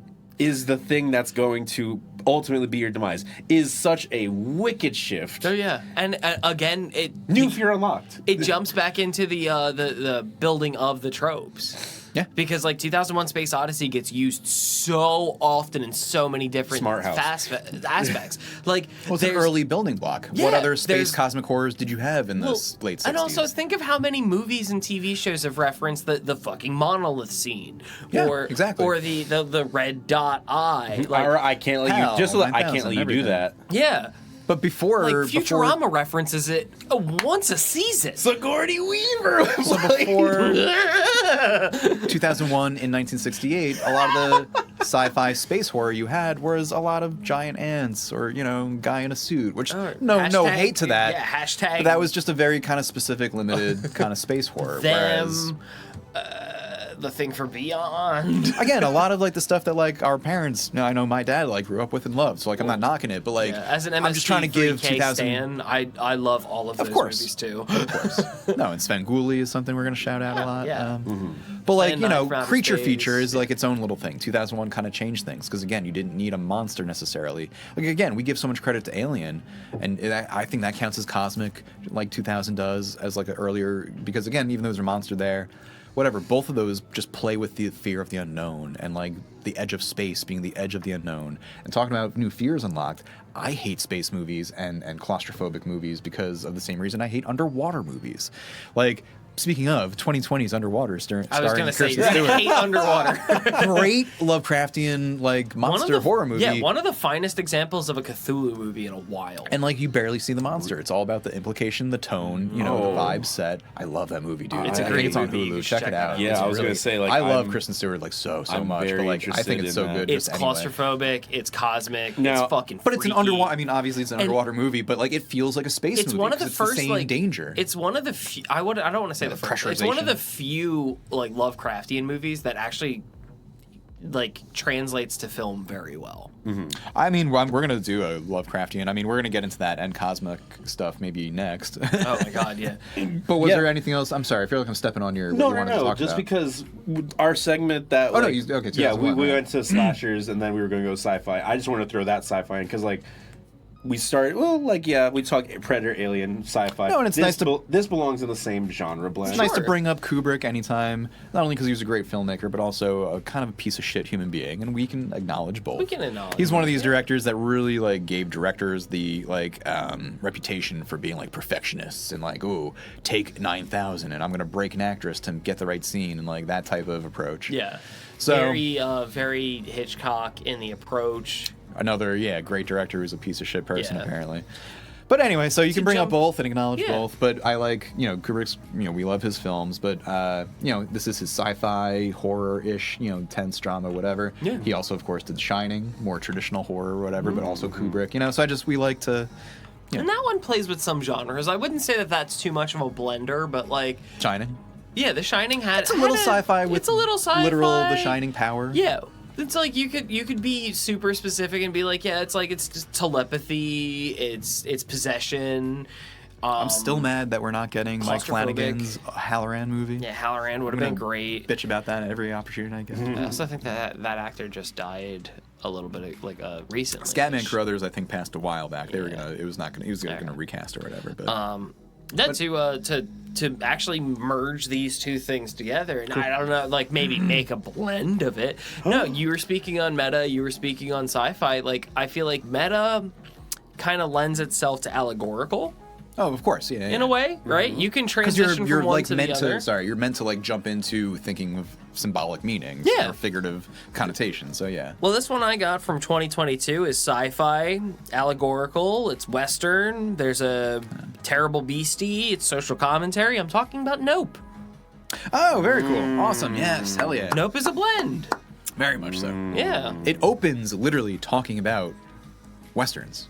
Like it begins by speaking on like an early, example of film And then history. it hard pivots to like a alien Biblically movie. accurate. I was gonna say not to give too much away, but no, it's part of like you understand that like there is an alien ship and it is like you kind of Yeah, this one's new enough. I feel like I would be like. I feel this is and also I also- just love Jordan Peele so much that I was like, no, if you haven't seen Nope, go see Nope. We're not gonna spoil it for you. I also feel like this really was like his stab at like a more Spielbergian. Yeah. Like a big, Oh, like big a big scale. sweeping, Big big scale. scale, and like kind of not stepping on the toes, but like kind of leaning on the shoulder of what was Spielberg's huge thing that I don't even really like? Is it Close Encounters of the Third? Yeah. Which is like I know a huge movie that I was gonna sci-fi say, people love. Spielberg had a lot of really big ones, but yeah. Well, that's E.T., the one of that course, you're but that's like going- more that's cutesy the one you're family. going- well, That's yeah. more UFO special Yeah. effects. I really don't enjoy whatever. It doesn't matter because that's one where Richard Dreyfuss goes insane, right? Yeah, whatever. It doesn't matter. But yeah, Nope making is a such a mountain great of mashed example potatoes. of playing with sci-fi, alien stuff, but also seamlessly making it a Western and a modern Western, which Yeah. is not easy to do. But also giving it the contextualization of like, what is it for a black audience, black community, black members of those communities, like who often are marginalized or pushed aside then or not also, given their due. Like hard cut, like to trauma as well. Like trauma as a horror feature is just a very interesting thing that they touch on in this movie. God, Like, I almost forgot. it's because you blocked it out. But like, I remember Nope coming out, and so many people not really knowing what to do with it. We loved it as soon as we saw it in the theater. Man, we stood in that parking lot for a good 2 hours after that movie going, ooh, but what about this? Ooh, but we think about it like that. And it's not even. I don't mean that to say like we were ahead of the game or anything. No, or like, but ooh, like jumping it on just Peel's is stick so or anything. thought-provoking that we were just, I was just gonna say like just the strength of it being like something that like you couldn't help but see the message. I thought a lot of people were like, I don't know what to make of it, and I was like, dude, they say the like moral of the story. It's one of the lines I think is some animals can't be tamed. Tamed, yeah. That was it in a nutshell for me. Whether Yeah. it was the monkey, the It's- the creatures, or anything else, And or almost- the horses, right? It's like, one of those like he puts the so there's directors that make just the like you name want of to the tame some movie- animals, you can't tame some populations of people that you want to, stand on the 100%. backs on or exploit or whatever. So like there are some directors that like in the title of their movies it's like, okay, I'm going to tell you what the premise is, or I'm going to tell you like what the Clown in a cornfield. Yeah, I'm gonna just tell you everything Jaws. about the movie, just right in the name. Cabin in the Woods. Predator. Yeah, kind of. Yeah. But like Jordan Peele does this thing where he puts the answer Well, Yeah. right in the title. Get Well, out. well, I was gonna say we know. Us. Yeah, the joke is get out. Us? Nope.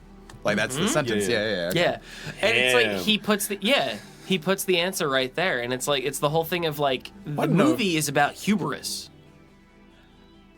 And the answer to hubris is no. I feel like it's almost more Nope. like themes of the filmography, less than like answers to the Sure, plot. sure. You could read it into that way. Also, shout out the bad guy from The Crow being in that movie. God, yeah. Dude, powerful voices. Like that dude has presence. Love that guy. What is it, Mike? But again, a director Yeah. But again, a director Michael Wincott. Yeah, A director Shout out character. Michael Wincott. in a film about filming, like that almost steps on meta toes. You know, the whole movie is about trying to capture this alien That one I was creature really proud of ship being on like, film. I have to bring this one up. Like, Yeah, no, it's a great choice. Nope was I'm glad that awesome. you kind of broke into Western territory. I was gonna try to use the Kubrick bridge of Kubrick's done 2001. He's done The Shining, and then he's also done Barry Lyndon, which I think is kind of westerny.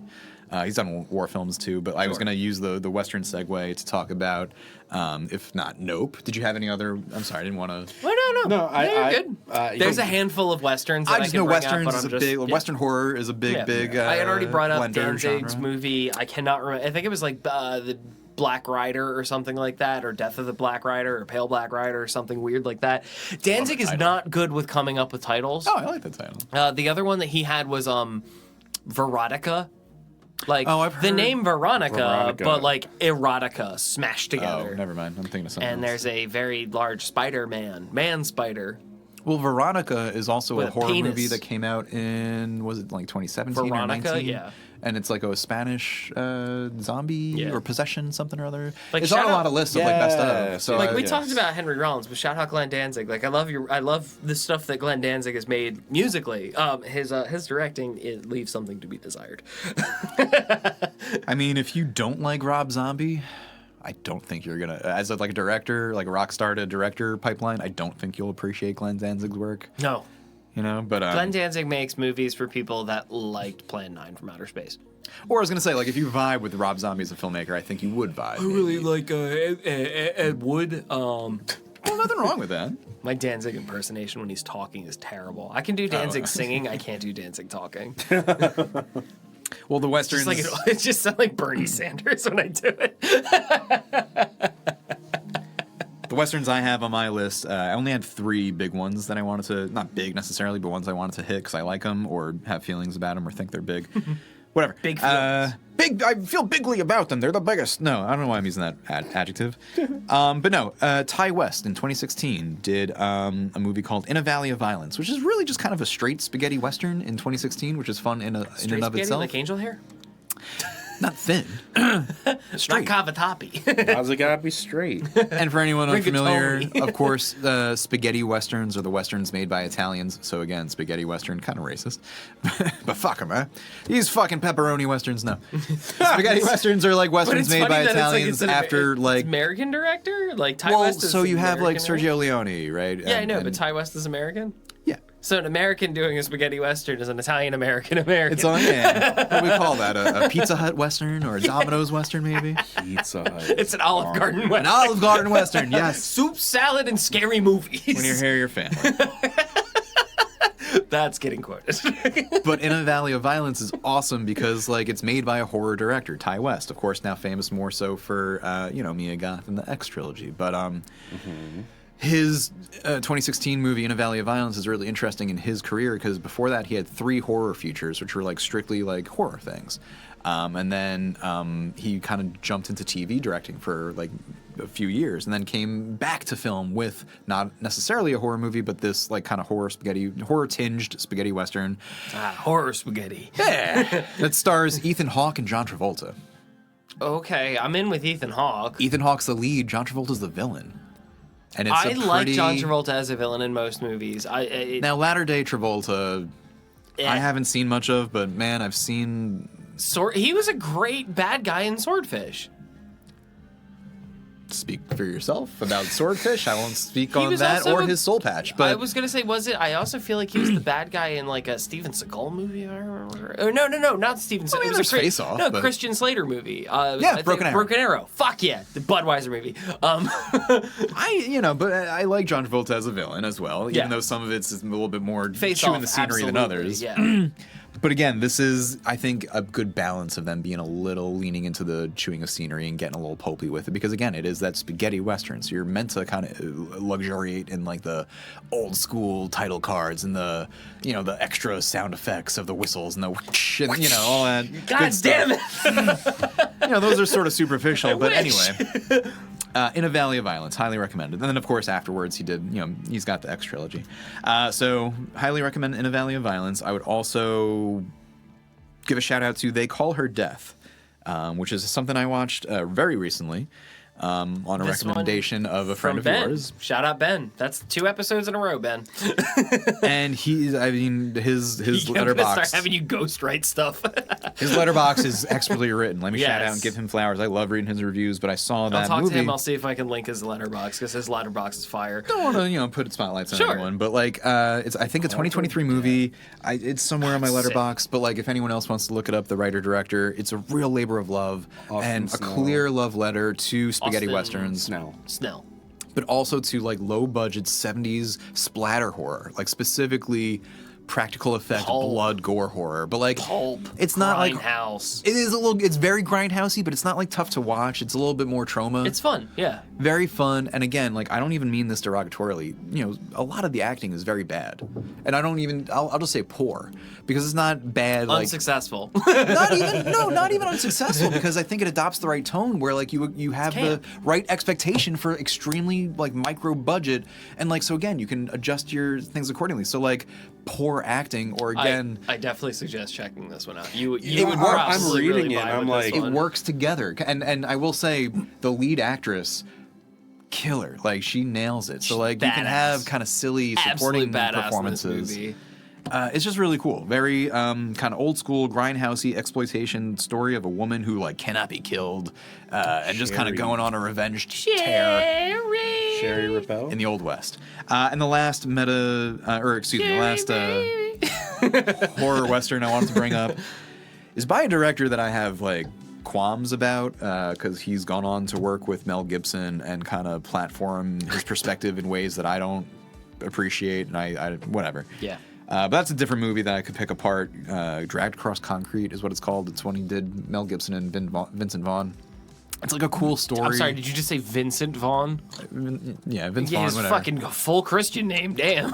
Well, like I said, it's a cool story on paper. Vince Vaughn did Fred Claus. Vincent Vaughn did True Detective Season 2. It's like a cool dirty cop premise, but like it's got a real like pro boomer bullshit bent to it that I didn't appreciate at the time. I could revisit it. I don't know. Hit us up in the comments. But anyway, he did a movie called Bone Tomahawk, Yeah, Bone Tomahawk is fire. which is dope. Because we got And- our Lord and Savior Kurt Russell, I was gonna say, America's dad. who has never done anything wrong in his life, and we know that, and we love him. But yeah, And Thing, he married his dream woman. and Goldie Hawn seems like a real darling, lovely person. And who's their daughter? This is where I falter Kate here. Hudson. Kate Hudson. I was gonna say Gwyneth Pretty Paltrow, sure that's and I right. was like, I'm pretty sure Kate Hudson is their kid. yeah, Gwyneth. She's like 40, whatever. Yeah, but- There's so many Catherine people in this. Heigl, Hello? Gwyneth Paltrow, and Kate Hudson all just merge together in my brain sometimes, and I Aw. can't unsee that. Don't enter. Oh, I Gwyneth know. Paltrow sucks. I know. Let's not associate her. There's I so many know. cool people in this. Patrick Wilson. Patrick Wilson. David Arquette. It's a crazy Sid cast. Haig. I've only watched it the once, and I want Sid to Haig rewatch is in it. It's But one of crazy. the last few that Sid Haig was in. If you're curious and if you're trying to like let us sell you on it, it's a really Sell me cool because I want to watch it. horror western that just it's very kind of Starts as traditional in that it's full-blown like Western. Starts full-blown Western. in that it's like cowboys, feuding with Native Americans, indigenous folk, and they're warring. But then, of course, like something else gets in the mix, and like then that becomes like you're tracking that plot. This and- is a disgusting movie. so it's kind of a creature feature, kind of a ghost story, kind of a Yes. clash of Like culture wet? story. It is a wet movie. There are disembowelings. that happen fully on screen, and it is very practical effect. This is a gross movie, but it's like, damn, you guys fucking did that. Also, really quick, before we like move too far away from sci-fi, I just wanted to like generally say, not even getting into examples, but like the tradition of some vampires, like there are some like space, like life force sucking or genetically engineered vampires. We covered them in our vampire episode. So like, but that counts as genre blending sci-fi, as does a lot of zombie stuff, right? When you have like the, you know, not animated either by like religion or by science, right? All of zombies kind of come into play. I have a perfect Frankenstein. segue. Frankenstein is the reanimation of a very specific corpse through science, not voodoo or any other religious He is a blender. tradition. So, like, Frankenstein is a huge sci-fi anyway. So I just wanted to mention those very quickly because they are totems. They are, like, you know, whatever. I'm going to piggyback on that, actually. I have my last movie is a zombie movie. And I think your initial reaction is going to go, aww. Do you remember in 2013 there was a zombie comedy romance starring Nicholas Hoult that came out that was super fucking cute called Warm Bodies? I knew it. I fucking knew it. That was a recommendation given to me by my beautiful wife. Which is a great genre blender, not just for zombies, but for rom-com, teen, comedy, and Rehashing zombie. of like, or sorry, we'll use proper Romeo and Juliet, terminology right? for homage. Yeah, we'll use proper terminology for this. A reslashing of Romeo and Juliet. Like they were quite literally named that, I believe. I still haven't seen it. But He I've was heard called good things. R, and she was Julia. Julie. Yeah, So there you go. his name was R, right? Yes. I didn't make that up. No, you are correct. Okay, It's R dude, and Julie. I haven't thought about this movie since like 2015. So That's like the so fact that funny. I was able to just like snap that right out the get go. That's hell yeah. No, I love that movie. It was I was so pleasantly surprised with it because like I went into it not knowing very much about it at all. This was a Redbox rental for me when I got it. Feels very of a piece with Lisa Frankenstein, which is something I know you I love. love Lisa Frankenstein. Just similar tones. Similar tones. I love that movie. Shout out Lisa Frankenstein. If we're talking just general horror comedies real quick, just like if you are somehow living under a rock and have never watched Shaun of the Dead or any of the Cornetto didn't say trilogy it. by Edgar Ray. I was going to very Tucker and quickly, Dale. like, so you have like not only do you have like the Cornetto trilogy, which Yep. is Shaun of the Dead. Horror, romantic, comedy, zombies. What I saw you gripping the table. Like, don't. So guys, My the Cornetto feet are trilogy dug into the concrete. is Shaun of the Dead and Hot Fuzz and At World's End. I always forget like how I always call it World's End. Yeah, it's at World's End, but it's World's End. Yeah, it's the same thing. But yeah, you have your zombies, you have your cops, and you have your aliens. But great comedy horror trilogy of subgenres. Now, if we could just mash all three of the Cornetto trilogies together Oh, God. and have Simon Pegg go off on it. Another kind of general horror comedy stalwart, like whatever, like just everything by Mel Brooks. Like whatever Mel Brooks, like all the Mel Brooks things that fall into this. Like there's so many. That's why I'm not stopping to name them all. But like, okay, Edgar Wright, Mel Brooks. Also, more specific, you gotta check out Tucker and Dale versus Yes! Evil. Like if you want to know what horror comedy We got your friend! should like look, feel, sound like in terms of tone, pacing, structure, like feel good. Like it's it's horror. People are getting slashed and massacred, but it's funny, it's lovable, it's These winsome. kids are just throwing themselves in a wood chipper! I feel like any horror comedy that isn't like using that as a kind of standard, like you're screwing up. I also really, really love and think so highly of something that's getting a sequel with Catherine Newton soon, the Samara Weaving starring Ready or Not. Going to be followed up soon by Ready or Not 2, Here I Come, which is just a great subtitle. But really, really good horror comedy in which like you're meant to feel suspense and thrills, but it's all about this family essentially killing this new bride to welcome her into the family in a way, and it also takes a turn into other genres where you least expect it, and it's a lot of fun. Sarah Michelle Gellar's gonna be in it. In Ready or Not 2? Yeah, I just looked it up. Catherine and Samara Weaving, Sarah Michelle Gellar, David Cronenberg, Elijah Wood. Who? David Cronenberg? David. Like, nice. Like acting in it? He's acted a He's few shown up. times, He yeah. goes, well, he's in Jason X. Yeah, he Speaking of is. space horror, Yeah. I mean, yeah, that one was definitely on my list when of you- like, I don't know if I could classify Jason X as being a genre blender because it just feels like sci-fi horror to me. I was gonna mention it just as a haha. space. And Jason, It's a space horror, space slasher, but I don't know if it's cosmic. Yeah. oh, no. Although he cannot be killed. well, you know? no, you know what? You know blows what? up a whole space station. I don't know. He does blow up a whole space station. There is a hollow deck, and I will put the crown on top of Jason X's, Or or sorry, Techo, an Uber interdimensional. Jason's head. There was an android fight. That's all tech, though. It's not necessarily interdimensional. Sure, but deep I feel space, like whatever. android plus space plus slasher. whatever, That's yeah. 3 right there. So yes, you can have the genre blender for Uber Jason right there. But I like that we brought up sci-fi, we brought up space. We haven't even gotten into time travel or ecological horror, which is Eco like, horror, yeah. which by the way, this is gonna be a I- long episode if we're gonna just keep getting into all the things. I was we gonna have. so honorable mention. I'm I fine was with gonna that, by bring the up way, but- Birdemic. that is reputably like a bad fucking movie. I don't know if we're done with comedies, westerns, and that branch of sci-fi, but I do have a lot of ecological that I would like to get into. I have some do time have travel we can one. mention. Dude, what you got? No. What do you got? Yeah, no, This go. is gonna go right into ecological. Cool. So if we're good with Go, it, go, and then I'm good. So this is a question like I always have this juggle of like, is it thriller? Is it horror? What? Hi, Silence of the Lambs. No, because I know I'm familiar with that debate. It's a But fun yeah, one. Yeah. because when I think of ecological horror, the first thing there's so many, but the first thing that I want comes to to know. mind I'm in so my curious brain, if you have what's on my list here. I don't know if we will, but it'd be so cool if we did. The Happening. I Okay. did, yeah. The I think that Happening absolutely was, counts. That was 2008. another one for like my is it bad list. I was going to put that on there, but I was like, I Mm-hmm. haven't seen that in so long that I can't actively talk about it too much. Yeah, I'm on Joe's list. Yay! I know it's that a- movie it's is a- definitely Your list? We're talking about a bad. Talking about a movie that has often been called bad. I might call unsuccessful or poor execution because I I just would call don't it think bad. it really It didn't stick the mark, but when I think of didn't hit the mark. yeah, exactly. but There when are I think elements. I'm a scientist. Hey guys, say hello to your mother for me. I'm a peacock. You gotta let me fly. I teach science to kids. I'm crying. I'm sick. Me and my wife were estranged. She had tiramisu with someone else. Look, I think What do you mean to tell me the fucking plants are fucking killing people because the fucking plants are angry? I just can't believe it, man.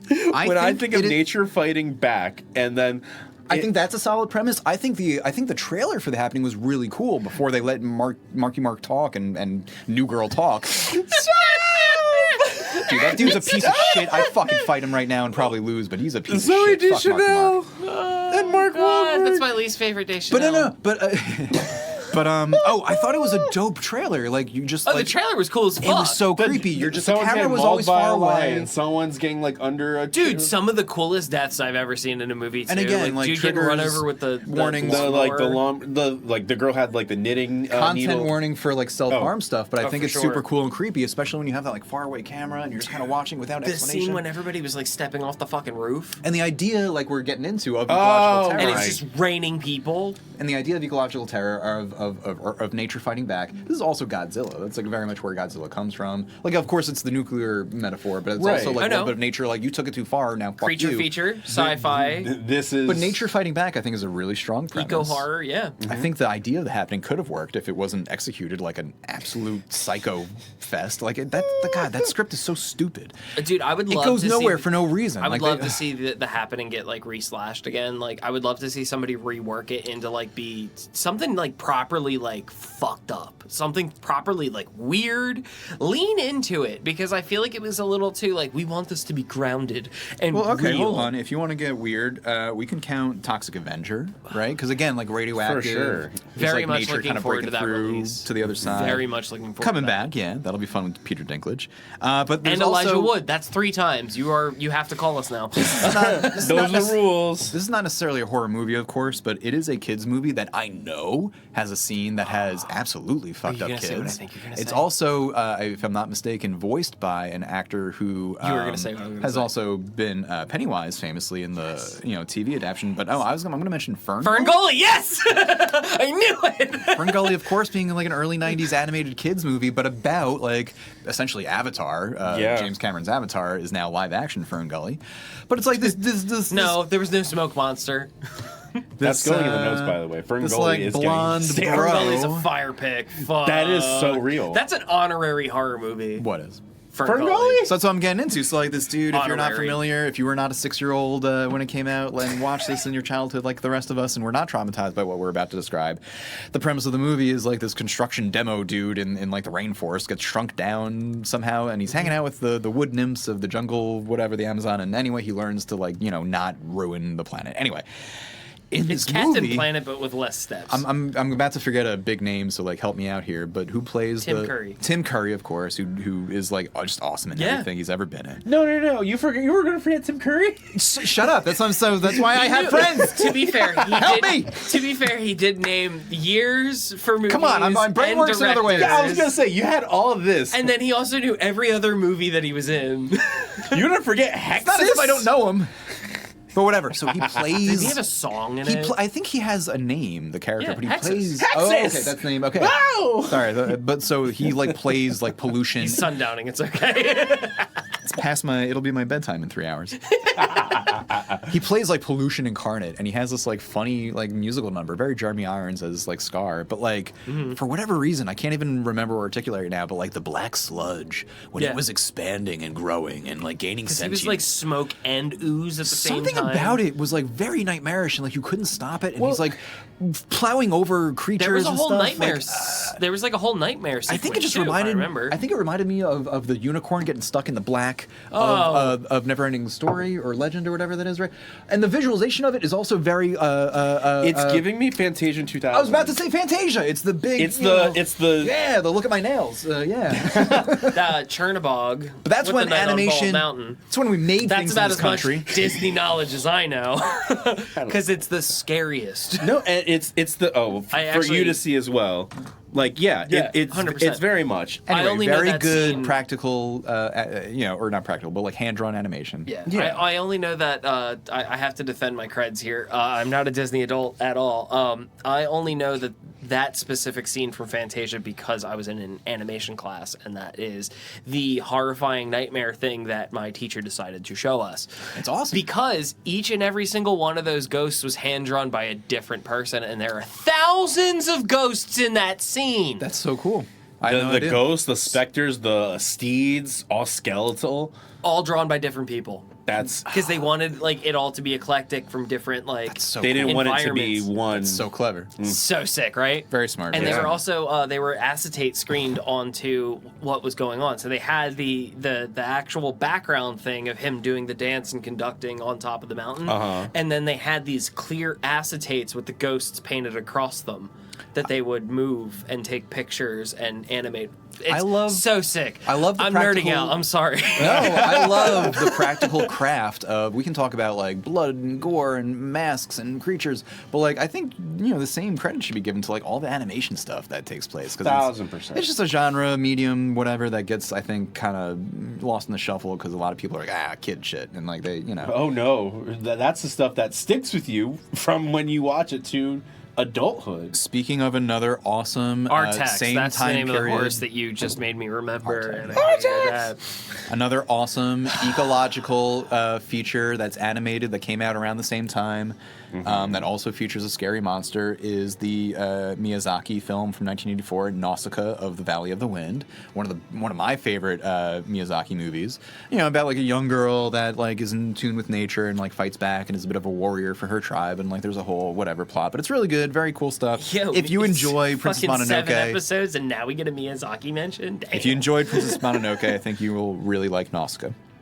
Oh, this looks so cute. To piggyback on kids stuff, not so much cartoon, but relatively kids comedy horror. This one, I feel like it is a horror movie, but it's a loose horror movie. It's an honorary horror movie in my eyes because I grew up with it and it scared the shit out of me when I was a child. I gotta look up what year it came out, but Little Monsters. Oh, me too. I loved Little Monsters. Yeah, I watched that a lot. Is that so? Are we just getting away 89. 89. Sorry, I wanted to catch the kids thing real quick. So, No, that's cool. Yeah, comedy, adventure, horror movie, Little Monsters from 1989, starring Howie Mandel. Fred Savage and Howie Fred Mandel, Savage. right? Wow. And Ben Savage. Both of the Savage brothers. Yeah, who, by the way, not our favorite folks these days, if you're aware. No. So, Yeah. just, but yeah, I watched that movie as a kid, and yeah, something about that blue Howie Mandel. There's right? piss in my apple juice. It was a real weird. There was a whole. It was genuinely, the back half of that movie was fucking terrifying. There's also a whole run of movies in the 80s about like kids' imaginary friends coming to life and like terrorizing their friends, family, neighborhoods, It didn't communities. stop there. It went into the 2000s. Like, you got like Don't Look Under the Bed was that's a fucking horror movie. But so many 80s movies, especially the ones that like use practical effects, like I feel like accidentally were horror movies because like they just Oh yeah, for sure. are so creepy without even meaning to be. Nightmare Fuel. Hello. Something about practical effects like cannot be Because that's the replaced thing. in Creep Factor, especially it's accidentally. on a person or something like it's. That uncanny valley kicks in and you're like, oh god. Yeah. But it just and I love a good kids movie exploration because kids movies don't get either enough credit or enough like attention or And standards. also, the horror started somewhere for us, you know. Like, we didn't just like dive into the most fucked up Also thing true. that we could find at first. It's like we had to ease to it. Psychologically, though, it is very, very healthy for kids to be exposed to like reasonable degrees, like You're not horror. gonna show 'em Saw. No, but you should show them Are You Afraid of the Dark? Because what horror movies do for folks, and this was more pointedly like emphasized with like kids programming, such as like Are You Afraid of the Dark and other stuff. But like it teaches you how to handle fear. It teaches you how to cope. That's what horror movies are in a lot of ways. It's folks, We're from the exploring audience parts of our brain. Yeah. from the audience perspective, not in terms of like the craft part, but like you're essentially like training. You're conditioning your brain to deal with fear and to confront death and mortality and all this stuff, but just in ways that are either familiar or comforting or safe or whatever, and it just like it tickles that part of your brain that you need to do. But I was gonna say before we got into more kid stuff, which I don't know how much I have. I just have like some other He's eco got things lists that I on wanted lists on to lists. just some eco stuff I wanted to touch on. We mentioned Underwater and Sea Fever is a great Irish folk water-based aquatic horror movie. I didn't love that one. But We yeah. talked about Toxic Avenger, but we should also talk about Swamp Thing if we ever bring up Toxic Avenger, because I think they're just one and the same in back on terms of comic like books. I was kidding. Alan Moore did a So great good. run in the 80s of Swamp Thing, but I like did love the Swamp Thing comics, though. nature creatures kind of coming back to scare folks. Just not necessarily terror or horror, but a great ecological tense thriller is a movie that came out, I think, in either 22 or 23 called How to Blow Up a Pipeline. Just watch it and figure out how to blow up a pipeline so we can all do that. Other great eco... For legal reasons, that is the name of the movie.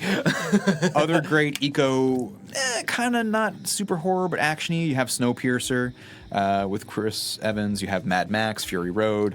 You have First Reformed, which is a cool like psych thriller, but dips into horror, directed by Paul Schrader. Again, 2017, one of the great movie years. Shin Godzilla. Again, all the Godzillas I think count, but I just love Shin Godzilla. Giant umbrella for them, yeah. We've talked a little bit about In the Earth and Something in the Dirt. These are In the Earth is a good Ben Wheatley eco thriller or horror rather. That's the one that I was other one that I was thinking of. But in another the- one that gets yeah. swept under the rug is a 2021 movie by Jacko Bauer. I think I'm mispronouncing that, but a movie called Gaia, which is exactly what you want. Oh, to yeah. do. South American Mother Earth spirit just screws up some tourists, or Would you consider In the Willow? I don't know what that is. Or is it Beneath the Willow or Beneath the Dirt? Or what was the name of that movie? Something in the Describe dirt. it. Yeah, what the movie where the guy oh man, this is gonna be a rough description. Describe a movie poorly.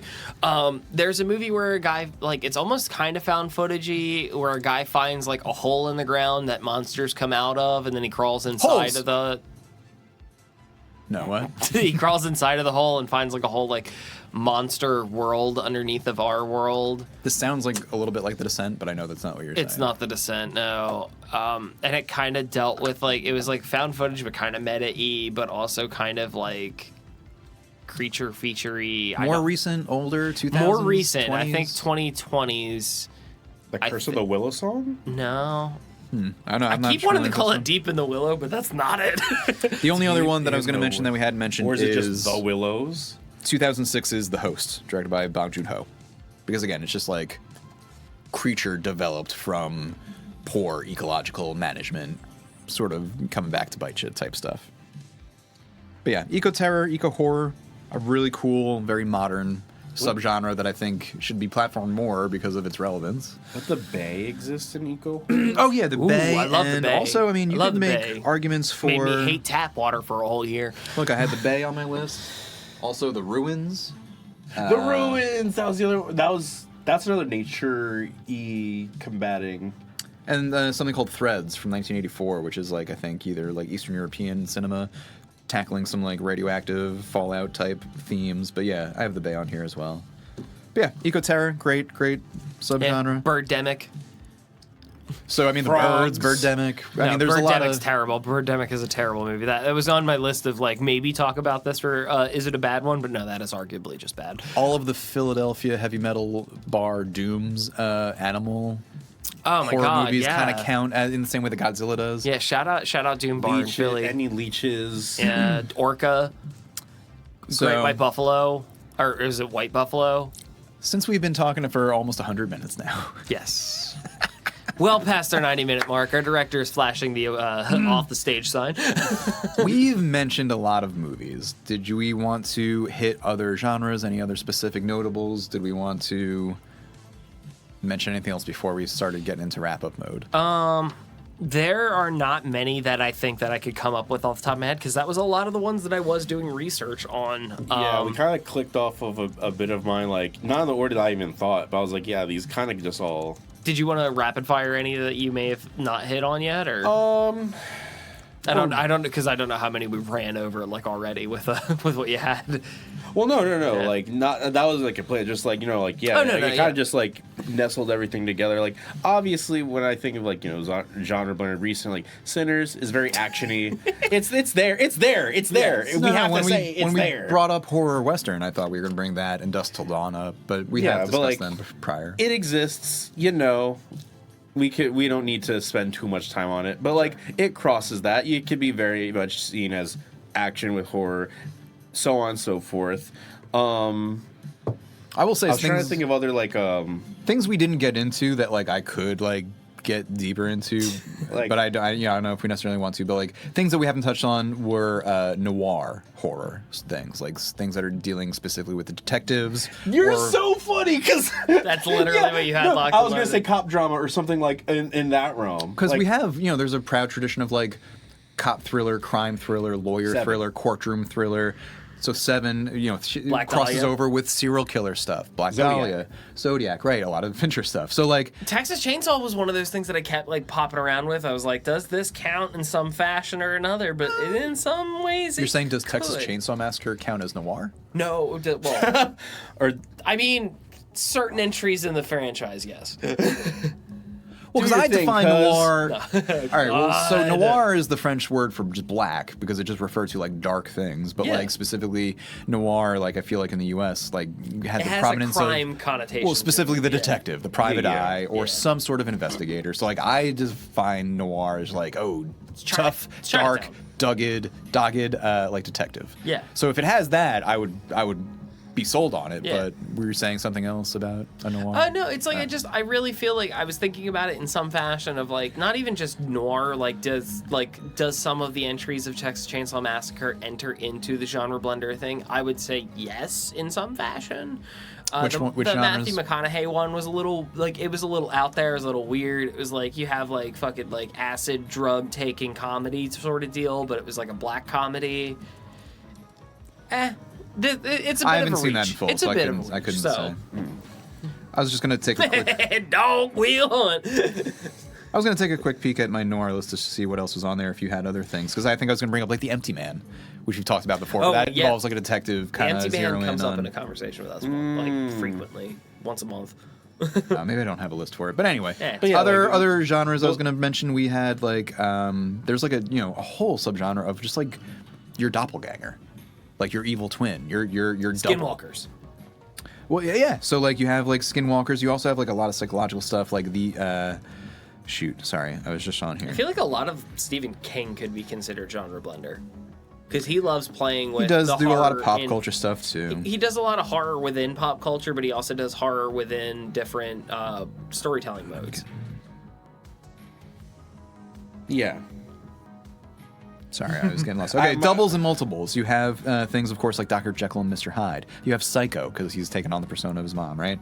But you have, like, Dead Ringers from Cronenberg. You have Multiplicity, which is a comedy featuring Michael Keaton. I was going to say, Fight Club is a huge one in 99. Around that time, you also had Secret Window, which was a Johnny Depp movie. Identity, which our dude with the eyes, who we love. You had Schwarzenegger in the Sixth Day, which is like a clone thriller, so it kind of gets into the sci-fi. You have Moon. You have recently Mickey 17. There's Looper, which is about a clone thing. You have Enemy from Villeneuve. Faves, right? Yeah, very much so. You have The Double from 2013, directed by Richard Ayoade. I'm gonna mess that up, but starring Jesse Eisenberg and Mia Wasikowska, who I love her. There's just a lot. Daniel Isn't Real. Was really fun. They cloned Tyrone. Infinity I loved Pool. that one. So great. Both of those were great. Sinners plays with it with the twins. Jesse Eisenberg, For what? zombie movie. Oh, Zombieland? Yeah, that's it. Zombieland. Horror comedy. For horror comedy, Yeah. sure. Horror comedy, but it's also a drama. It's also a bit of a romance, too. That kind of did it for a lot of my blenders. We didn't talk much about international stuff or spoofs, but those are kind of their own thing that exist. And then, when you talk body horror, just remember to check out the Cronenbergs, not only David, but Brandon, as well as daughter Chris. I forget. But I loved her 2024 movie, Humane. Yeah, Humane. We didn't really get much into found footage. I feel like that could be its own episode. I specifically tried to stay away from found footage. Yeah, I think I that feel makes like I would sense. just... Home Invasion, I feel like, could be its own thing. I thought we were going to get more into like Lovecraft stuff. That could be maybe its own thing in the future. Trippy drug movies, I want to kind of make a thing, so we can talk about that in the future. But anyway, my point was only going to be that there is so much to cover. So keep doing your own work, keep up the, keep crushing tape, and keep following Joe's letterbox. Absolutely. All this and more available in Joe's letterbox, which is in our link in the bio on Instagram. Yeah, if you have made it this far. I get to say that now because we have one and I set it up. If you made it this far and you haven't been scared off by our boring, weird psycho brains, like, there's plenty more where that came from. But yeah. Do you have any more to add? Anything to add? Any closing remarks? I just like that horror is so diverse, and where there's a fear, there's a way to find that fear in a movie. And there's also ways to deal with it. Yeah, there's horror for everyone. It's not... I know a lot of people just don't like horror, and then I feel like I'm having a consultation with them, and I'm like, well, what don't you like about horror? And it's like X, Y, and Z. Like, well, let me show you this one, which doesn't have that, but it has this, and they're like, Which is how I go about recommending any horror movie to people, because it's like we have a lot of friends that are not they are not horror people. They're not jump scares. They're not gory folks. Yeah, but so it's like, oh, how do I work with what I know you do like? Maybe toe the line into this a little bit. Yeah. I hear you like vampires. Did you watch our casket bracket? The casket bracket. No, I think you were absolutely right. And I feel like the genre blenders almost lead them into being more accessible because it has a wider net. But it also leads you into being able to help deal with some of the unsavory aspects of horror. For sure. It tempers that a little bit and it creates a spectrum. Yeah. That you can then work your way up or down. Something you might be a little averse to gore, but it's like, what, the comedy outweighs the gore in this, and I'm willing to overlook the gore because the comedy's so good. Maybe you can't do gore, but you love slapstick. That'll be the scale of violence that you... Yeah. Right, okay. Oh my god, a slapstick, zombie movie, old-fashioned style slapstick would be so good. Yeah. That's got to exist somewhere. Oh yeah, it's called Army of Darkness. I was about to say, we need to be at least. Come on, yeah. They literally did the. There you go.